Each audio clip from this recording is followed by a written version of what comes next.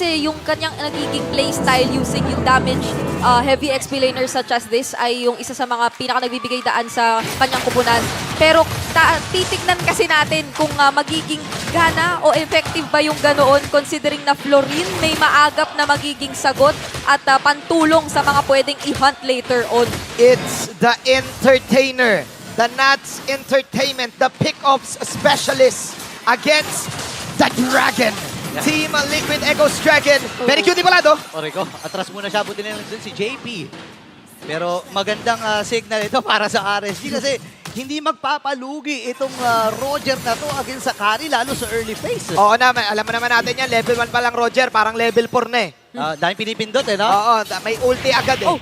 Oh! My glove! Wow! Nakita yon ng mga tao. Medyo napatayo si Kuya mo 4D after that engagement. Maagang activation kagad sa task force sa RSG. Ang pinapamalas dito ng mga Raiders. Nako, ito na ang nakikita na naman natin from Team Liquid na ang nauuna talagang minamataan at napupuntahan ay ang XP laner ng RSG which is si Nats. And magiging mahirap i-pull off yung gusto mo na makaipon ng marami. Malik na nga sa ating laban.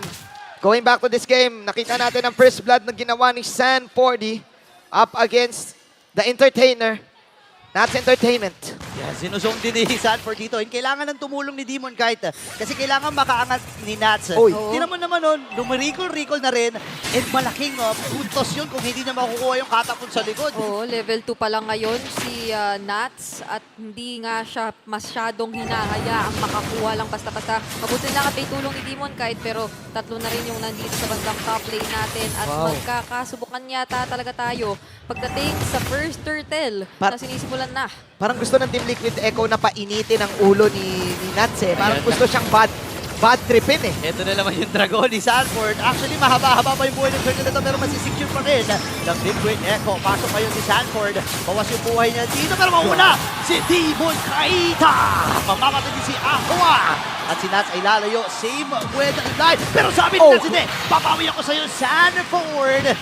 Level 5 na dito si Cortese. Nandito na rin si JP. Andun yung mga heals mula sa kanya. And this time around, pasok din si Light. Tumama din doon sa Gutter. Nagtutumbahan ng RSG. Pero grabe. Ang daming nangyari, ang daming aksyon, ang daming pinindot sa first 3 minutes ng laro na yon. Marami ding pinindot na recall si Sanji. Oo, sobrang clutch nun kasi kakuha lang din ng level 4 ng ni Florin or ni JP. So, clutch niya na-cast yun para makakapagdagdag dun sa sustain nung kamunti ka na nga ma-pick off agad na si Sanford. Pero ang napaganda doon for RSG ay yung naging abang talaga ni Nats na hindi rin naman eventually na-carry out dahil nandoon pa rin yung nasa spam lang talaga dito na heal mula kay JP na hindi man naman masasagot agad sa early talaga. Wala pa kayong sobrang pangontra na item dyan sa heal na yan. At saka alam mo, nagkaroon kasi ng panahon na yung heal na yan, naging meta talaga yung Florin kahit sa mga rank games, di ba? Na pinapaban yung alam mo, kala mo makakakill ka tapos biglang puno yung buhay. Yung mga 0 to 100 na experience, ako kasi naramdaman ko yun. Na-feel mo yun eh. Na-feel ko eh. Kalaban mo yung Florin. Oo. And with that, doon nakalamang ng 1.5k ang Team Liquid Echo. Akala natin mai-entertain na tayo ni Nats kasi nakabawi siya eh. Nag-flicker in, may nakuha siyang kill. Then again, tama si Brigida, yung heal na meron si JP, medyo makasalanan. Nakasabay pa sila ng konti doon kasi naka-focusing mark din siya rito. So, magmula nung nakarating na doon si JP, nadagdagan lang talaga yung tapang ay nag-resol. Pero Kusei! Nako, tapang pala pinag-uusapan natin. Babaga si Cortese. Ubus kagad yung plating doon. Aqua for the follow-up. Kuha doon ng Bloom na ulti. Nagamit na rin para dito sa Liquid Echo. Medyo maaga ba yan? Pero ngayon ay aatras ang Liquid Echo. RSG hinahatak sa kanilang poder. Light half-health siya dito, pero reset. Walang bloom ngayon si Aqua. Cooldown, pero ayun, the pokes are real. Walang dragon dito. Tamang Astral Echo lang muna, Sanji. Okay, nandun yung missiles expert. Easy pa rin! Andun yung drive-by. Pasok ngayon si Demon Kite. Yum! Skull easy. Lapit sinasalun lang niya. Yung mga damage sa apat na members natin sa RSG. At siya ay tutumba. Napalalim si Carlito. Ready doon yung RSG. Ready ang Raiders. Bumanat. Hindi porket nasa inyong momentum. Naku, puti naman din si JP! Nagkasala siyang literal doon, pero si Kusei papasok din. Oh! Dive in. Iwas muna dun sa missiles expert. Okay, may snipe pa, may snipe pa. Oh. Hinga. Buhay si Kosei. This time, RSG ang nakakuha ng extra kill kahit na nakuha ng Team Liquid Echo yung turtle. So, hindi pa rin ganoon kataas yung kalamangan na gustong mangyari sana ng Echo. RSG, kumakapit pa dito. Goods na goods pa rin si Demon Kaito. Oh, harapang trade yun. Hindi sila pumunta sa ibang parte ng mapa basta-basta. Ang goal talaga ay kuhain or at least makasecure ng trade in terms of kills kontra dito sa Team Liquid. Na ang napaganda pa doon ay yung jungler nila ang nakuha at kamuntikan pa nga yung ibang mga members such as even JP. Pero doon natin makikita yung pwede mong i-expect from RSG kapag magkakaroon ng opportunity sila mag-group together. Kasi kung ibabase mo din sa composition nila ngayon, eto, mas inihanda nila ang sarili nila pagdating sa mga team fight talaga. We are ready. Both of these teams are ready. And we are all expecting na magiging bloodbath, magiging madugo ang magiging aksyon ng laban na ito. At unti-unti nyo na yung nakikita, high kill count. Binabanatan, okay? Okay, hindi tinamaan. Doon ng final slash. May idea ngayon ng Liquid Echo. Pero dito pala sa may bandang idaan. 1v1, oh, 1v1, okay. Nakakabis makitang sumama kasi kanina pa sila nandito. No? Sa top lane. Hindi binibigay no? Hindi binibigay yung top lane. Ano to yung matchup talaga na to, masasabi mong ang daming mga pwedeng one-on-one na dream match. Like for example, Sanford Nats. O yan. Aqua Sanji, pare. Sakit. At kailangan tiisin muna ito ng RSG, lalo nang nasa 6 minutes pala ng game. Wala doon si Aqua. Dito sa Jordan, kain na kagad. Pero si Sanford na doon! At dito na yung klasiko!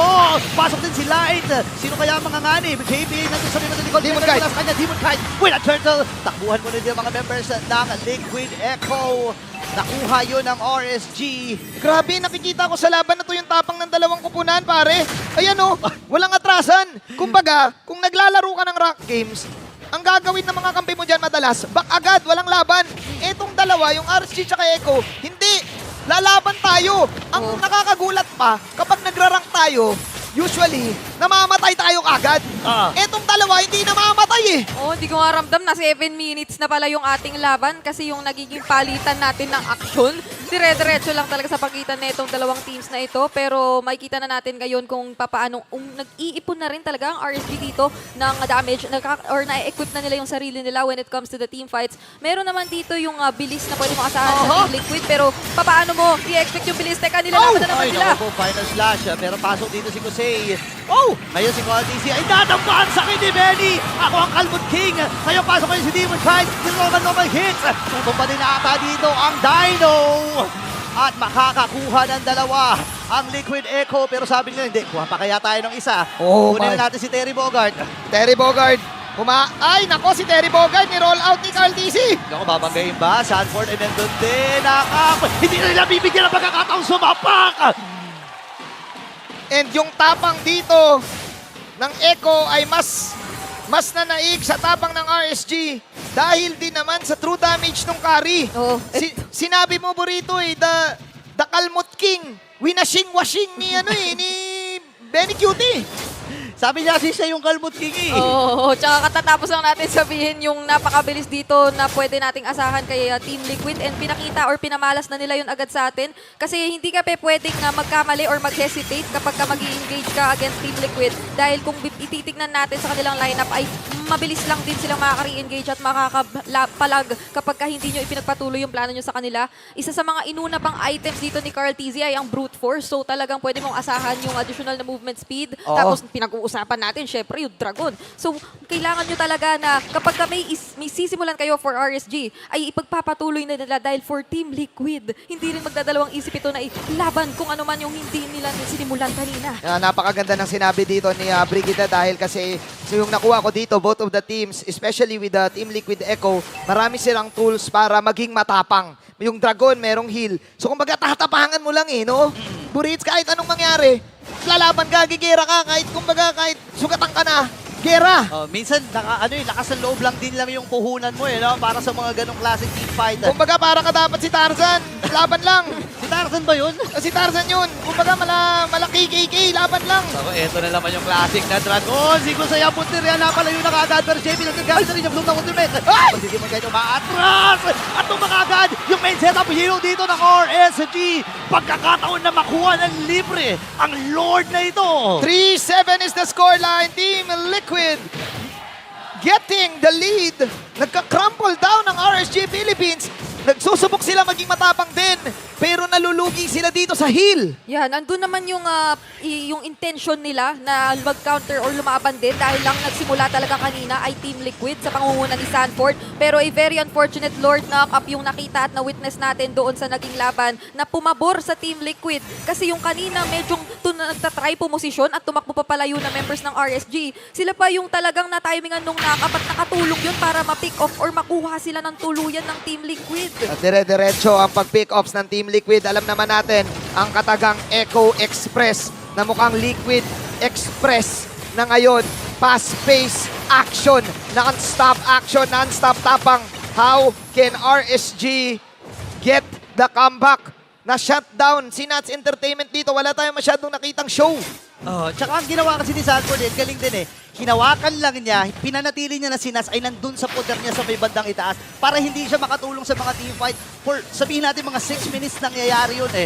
And ngayon, ang Liquid Echo, Hindi niya hindi niya binitawan. hindi na niya binitawan dun sa itaas eh. So, kumbaga sabi niya, dito na tayo, holding hands while walking na tayo Oo. dito. Pero ngayon, Demon kahit na magiging punti rin nila, Dragon Form, medyo na maaga ba? Pero Ay! hindi rin talaga na dito Ay, ay dito ba? yung Oh! Torre Santo, 4-man final slash in line with a kill. Takbuhan mo na dito ang Liquid Echo, may ipet.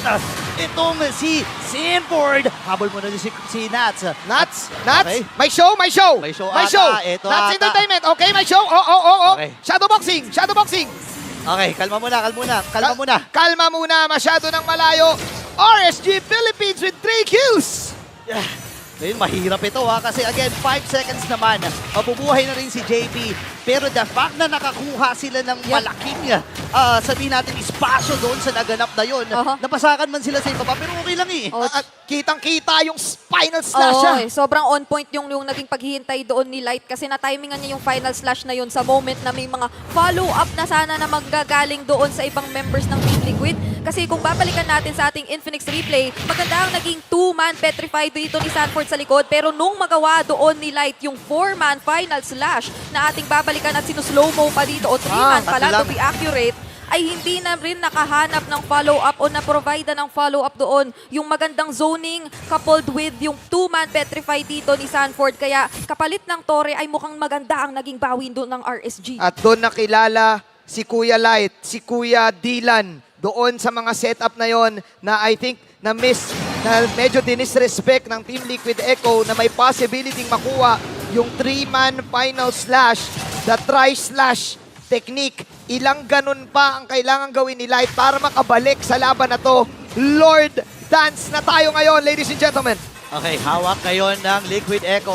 Kailangan nilang hanapin kung nasan Naku. sila. Nakita yung 4 na members doon. Pero Conceal, hindi yata papapigil dito ang task force sa RSG ngayon. Kinagat! Hindi nakagad si Carlito. Inubog sa may pader, pero hindi dito sa may patang harapan. Habang si Johnny makakuha din. Blue move din mula dito. Kay JP, bagsak si Aqua. Isa-isa atang pinapatumba. At si Kusei ay mamamatay din. 3-man down para sa RSG. Naririnig ko yung mga washing ni Benny QT na bang, bang, bang, bang, bang. Ang hirap nito. Ang ganda Oo. yung ginawa ng Liquid Echo rito eh. Grabe yung naging desisyon nila dito. I-punish agad at kuhain yung kill onto si Demon kahit na hinuli yung jungler nila. Likod. At tinuloy-tuloy pa dito. Eto pa, hindi tinatatanan si Light. Si Light hinahabol dito, binanggana kagad ni Carl. Sabi niya wala na akong pakialam sa mga tore. Pero mabubuhay na rin, or nandun na rin naman si Nats. Pero pagkatakot, habol dito si Nats. Andun yung na ulti, makakapatay. And Light is down. Takbo muna dito si Nats. Pero unti-unti na yung nabubuhay yung mga members dito ng mga Raiders. Nakapag-depensa pa ang Raiders. But the real-time win rate is dictating na 66% win rate para sa Cavalry. Pumupunta na sila dito sa may bandang top lane. Nako. Medyo delikado ito. Kung ikaw si Aqua, hindi mo alam kung anong kukuhain mo. Definitely, it would be the blue. Pero hanggang saan ka dadalhin ito? Mag-i-engage yung Team Liquid! Hinahata nila tapusin to. In Liquid, ngayon kain muna dito si Demon Kite. Inumpog dun sa may bandang harapan. Lord ay kasama nila ngayon si Cardi Lee. Down to 20. Andun yung mga heal. And this time, makakapatay muli si Carlito the Great. At to rin na magiging punteriya. Liquid Echo takes game number 2.